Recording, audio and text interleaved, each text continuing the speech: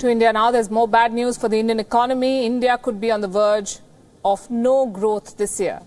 Earlier, economists had predicted that India might register some growth. Most projections said less than 2%, but the International Monetary Fund thinks otherwise.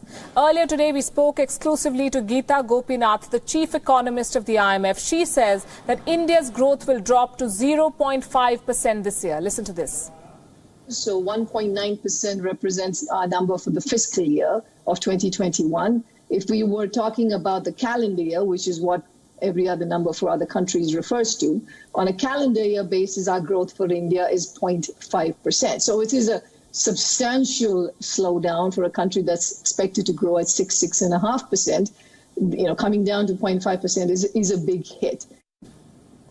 So less than 1% by the end of 2020, some recovery in the first quarter of 2021. That sounds like a dire prediction. On the upside, though, India and China could be the only major countries to record any growth this year.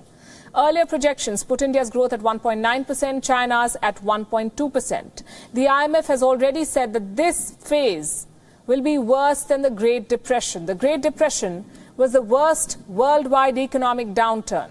It lasted for 10 years, starting in 1929. It was triggered by the crash of the US stock market. And now the world stares at something worse. The Indian government is mulling a second economic stimulus. The government's think tank, the Niti Aayog, says a package equal to 5% of India's GDP is needed right now. That's around 9.5 lakh crore rupees. 9.5 lakh crore. Recently, the Reserve Bank of India announced multiple relief measures. Rates were cut. Banks are being pushed to lend more. Gita Gopinath told us that the moves by the RBI will help. It's not just that they've cut interest rates, which of course helps, but I think the other measures that they've taken in terms of providing liquidity through these long-term refinancing operations, that's one big measure they've taken. They also are trying to help both borrowers and lenders. So, there's loan forbearance for borrowers and then some regulatory retrieval for creditors.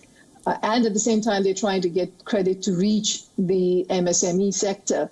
So, all these other pieces of the interventions that they have done would certainly help the economy.